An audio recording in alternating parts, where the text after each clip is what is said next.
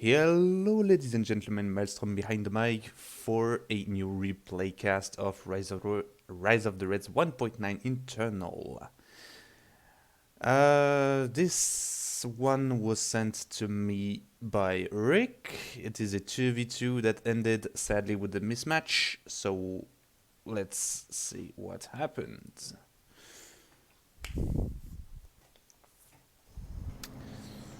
Alrighty, so we have Bruce as the Blue USA teaming up with Composite Armor as the Sky Blue ECA versus Calvin as the Green ECA, teaming up with Rick as the Lime China. And immediately we can see that Rick chose the Communication Intercept General's Power. So at this time, Rick knows all the factions of all his opponents. All of the players chose random for this matchup, if I remember correctly. Righty. War Factory opening for Composite Armor. And Field Command opening for Calvin. Interesting. We have a War Factory up for Rick. And we have an airfield opening for Bruce. Rick has already stationed his listening outpost in Bruce's base.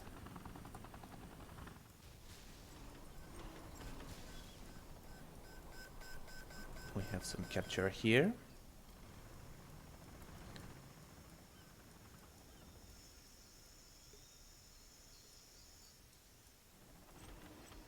We have a tank trap barricade as well as a medic outpost up front here. Garrisoned with 1 Fallen and 2 Panzerfausts.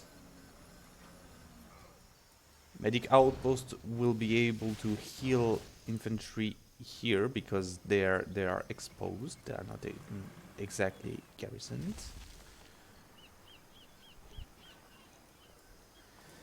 And it seems that Calvin entirely walled this area. Would be pretty challenging to go through. And in the middle it looks like Rick took the reinforcement pad.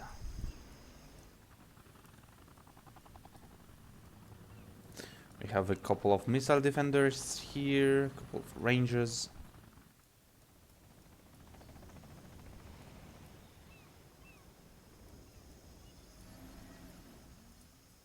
Here we have even more defenses here, going with Sky Shield. Looks like Calvin is a bit paranoid. I hear machine gunners here, minigunners, sorry. And it looks like Rick has chosen to go for a massive tier 0 assault versus a very unprepared Bruce.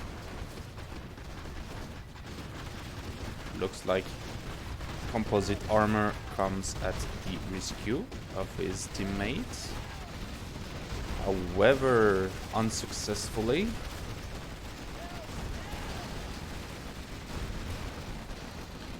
The guard tower disposing of a few of the units. However, the sheer numbers deployed by Rick will prove rather problematic.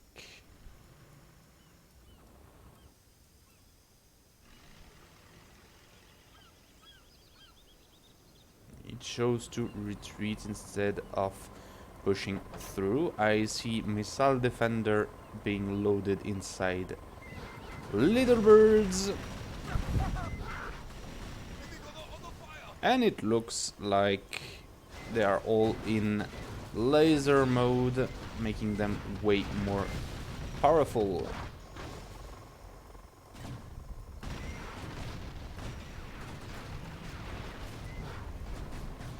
And yes, you may see that the laser comes over the Little birds, it's something we cannot do anything about, sadly.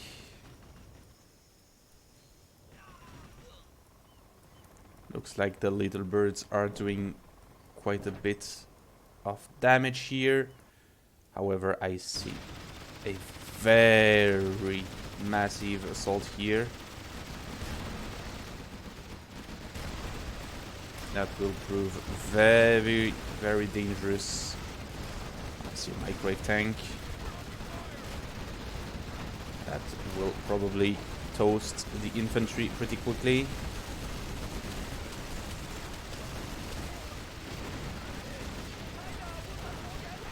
Most of the minigunners got killed, but some survived.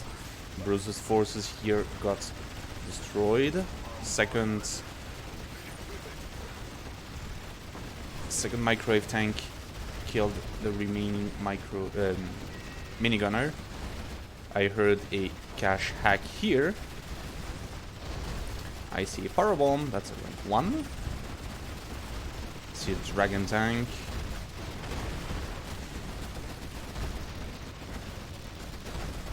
Very few units left for Rick here, and I see a few Ospreys coming to the rescue,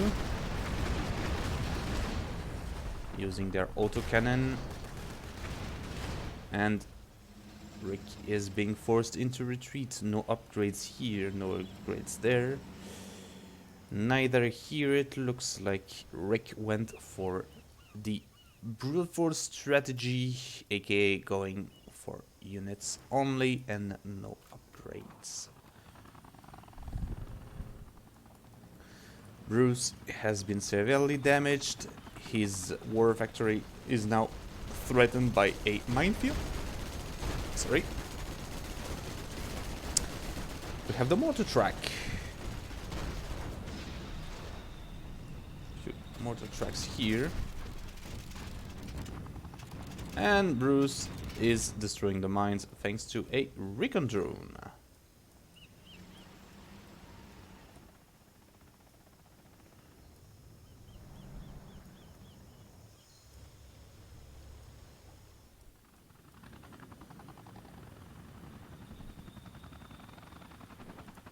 We have a protector missile system here.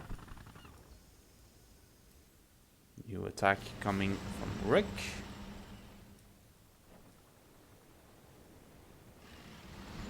Again, massive troops, but absolutely no upgrade. Not even the chain guns. That would be pretty useful. Ooh, Tomahawk in defense. That will prove pretty useful. However, the ECM tank is a hard counter to... Oof! Both ECM tanks being zoned out by the... how would you call that now? Tomahawk.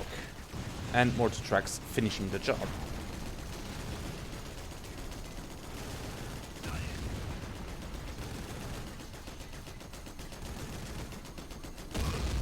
And there we go.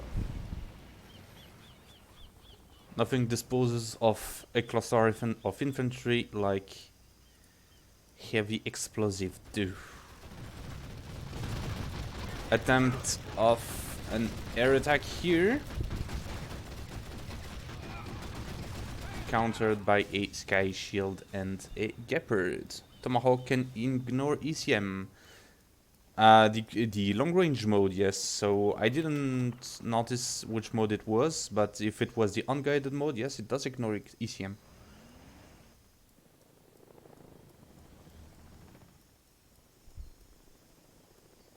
In the meantime, on the right side of the map, we do not have much activity nor fight. We have GPs being deployed here. I see a rank 1 carpet bombing. I see an acolyte drop.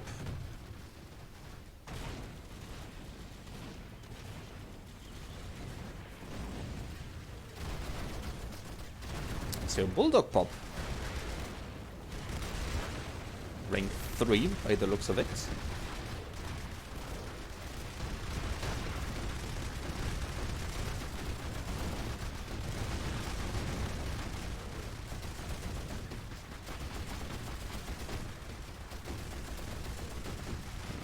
Looks like Rick doesn't have much troops here. The Bulldog is gonna do a lot of damage. But looks like the gun turret will be done in time. However, it's very ineffective against buildings. I hear Burton probably mining the breeder reactor. Yep. Now going towards the internet center. While we have a joint operation here. Calvin has walled himself, so he cannot directly attack composite armor. Do I see reinforcements? I see a few.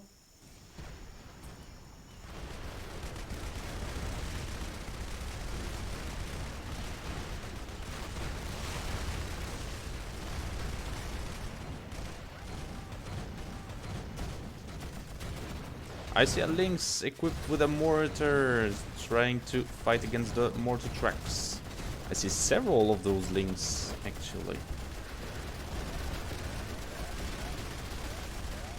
And it looks like Rick tried to resort to using a overload tank. Didn't go very well.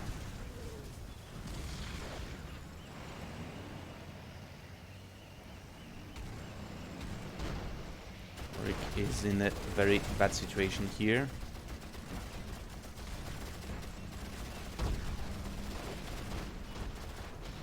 Contrary to Rick, it looks like composite armor chose to go for upgrades. He has the gas ignition guns. And Bruce come with Widowmakers to make even shorter work of that. But the assault is eventually repelled. Whew. Quite intense. And I see a smart bomb. Destroying the last war factory. The how do you call it now? Propaganda center is almost dead, and I see no worker nearby to repair it. Calvin rushing into the minefield. Oh, it's Rick's minefield, so it's okay. But is being caught by a couple of Leopard tanks and a rank 3 Bulldog. And I see even more Tomahawks,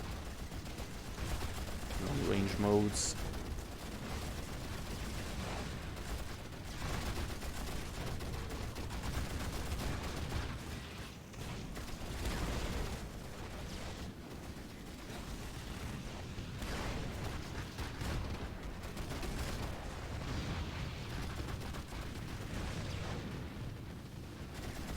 Like just before being destroyed, the reinforcement pad managed to give a last battle master that will be shreked. Oh wait, it's actually not dead. Yeah, there are two sky shields here providing nice cover against missiles, as you can see. And another battle master, and another Bulldog turret. This one is from Calvin.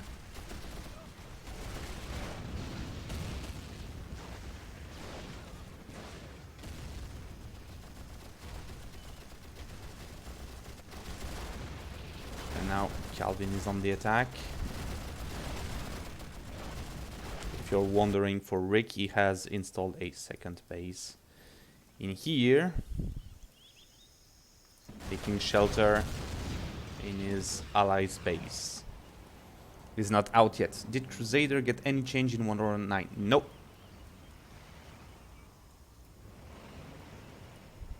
They are still the same. Little birds. And it seems that Rick is bold enough to try going back to his previous location, but yep, bad call, I'm afraid. Little birds and ospreys will do short work of this, and this little excavator will not survive long. Oh, but I see forces here. Oh, nice. Here is a new visual change. Battle Masters get a new barrel look when they are upgraded with the autoloaders. And here is the mismatch. Is Link's mortar the same as Pioneer 1's? I don't know the exact numbers, Negachin. I will have a look at this, but I think they are pretty different. I will have a look at this, but I don't know. In any case, that will be all for this replay. I will see you all very soon. Bye.